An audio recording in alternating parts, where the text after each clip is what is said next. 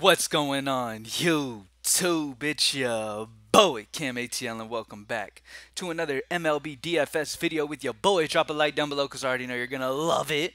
Subscribe to the channel if you haven't already. Comment anything in the comment section to enter your name into the $100 giveaway I'm doing this week on this channel. Thank you guys for joining me as always. Welcome back to another DFS video, baby. It is a beautiful Friday. Excited to get into this slate. We got 11 games on tap for us today. Very, very excited to go into the weekend on a very high note. Feeling really, really good about this slate in general today. So super excited to get into it. So first and foremost, let's go ahead and start it out with talking about our pitchers for today. All right, GreenlightDFS.com, by the way. Join the squad. We are going for 3 days in a row on PrizePicks, sweeping our PrizePicks plays, and we are going for that big dub on MLB. As we know, you can have down months in DFS, which I have had a downish month this month, over the last 30 days or so. And as we know, all it takes is that one day to just turn everything around and have life-changing type potential. And as we know, man, we've done it many times before, and losses just don't really affect me like that anymore. I just keep that grind, keep that same just hustle grind mentality, and just keep knocking them out. And that big dub will come. Let's get straight into it. So, for pitching today, so far early on in the slate, there's some value spots that I like that kind of make it so that getting you whatever pitchers pretty like not too hard. I get it though. There's some spend up spots in bats and in GPP spending down for like some guys down in this range like a Clark Schmidt looks interesting.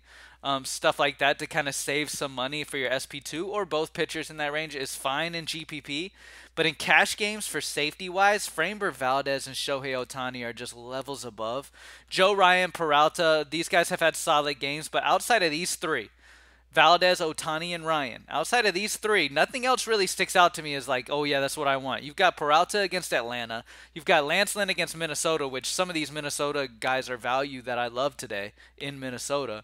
Clark Schmidt is fine. He's an option. He's probably the only value option I'm interested in. But outside of that, I mean, you don't have amazing options in great matchups. You got Heaney against the Dodgers, JP Sears against Houston. Like, not great spots. So, Framber Valdez and Ohtani, not only are they in great spots, but they're just fantastic pitchers in a spot where they're just in great, they're levels above today. So Valdez and Ohtani's where I'm starting my lineup. I'm getting my pitching right, and then I'm figuring out bat value as I go along. Now, if you go to hitters here at the Greenlight Optimizer, you sort by point per salary.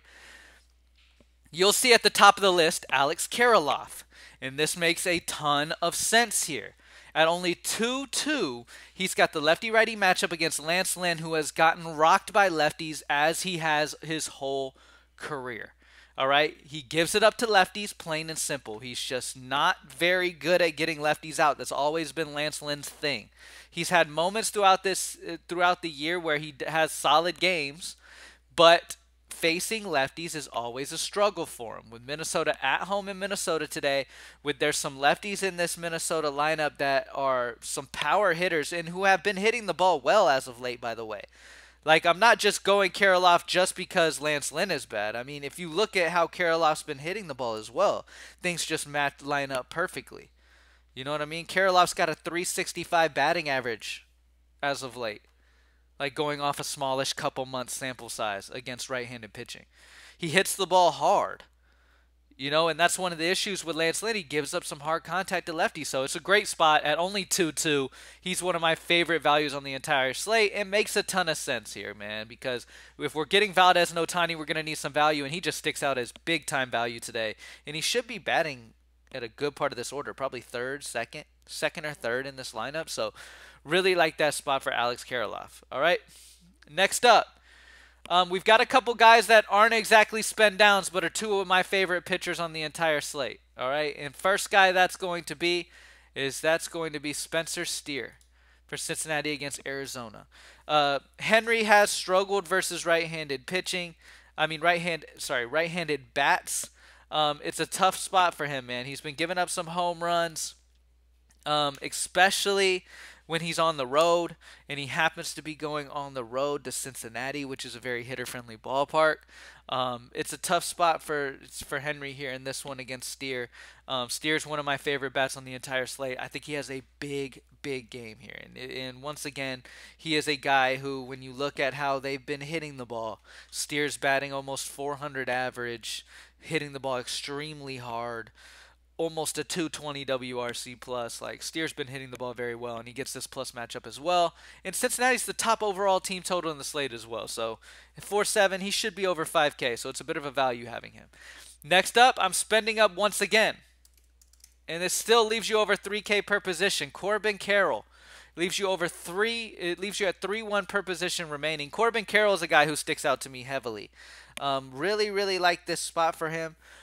Corbin Carroll, yes, you're having to spend a ton of money on him, and if you end up needing some money, I completely understand if you want to drop it down. But Lively, at home in Cincinnati, I just talked about this ballpark in Cincinnati and how hitter-friendly it is. It really is, which is why every time Cincinnati's at home, you'll see teams high totals, kind of like a game when it's in Coors. You'll see the game be a high total, especially with these pitching and these bullpens. Like, it's just a great spot for these guys to feast. And Lively has struggled, period.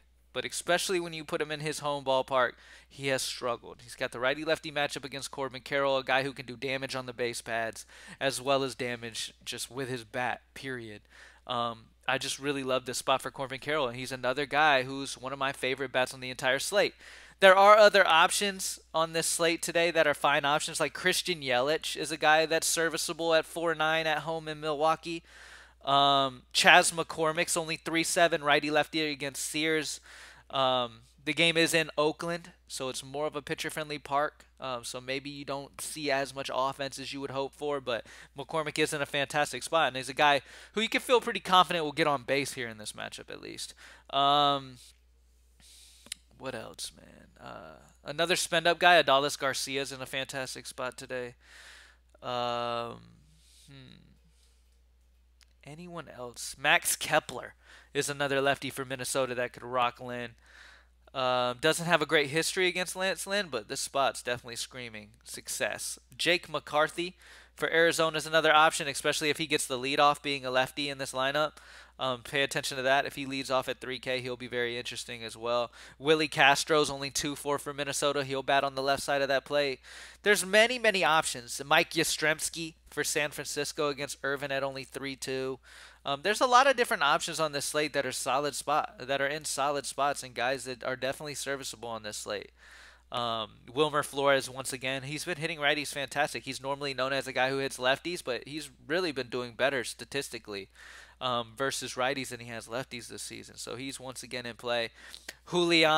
Edouard Julian from Minnesota. Like I said, a lot of Minnesota guys are popping to me because they're cheap, number one. They've got pop in their bats, and they're facing they've got pop potential in their bats. These guys can hit righties well at times.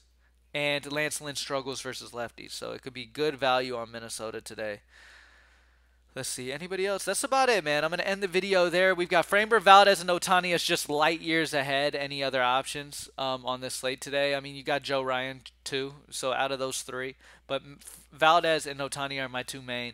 Kirilloff is the best value on the slate at 2.2. And then Steer and Corbin Carroll are a couple of my favorite bats on the slate. Still remaining over 3K per position. Let's check FanDuel.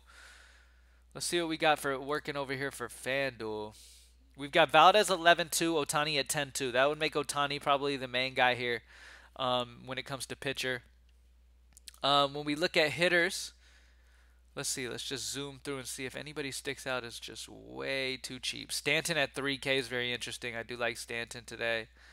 Rizzo as well. I do like New York. Yankees are popping over here on FanDuel with their pricing.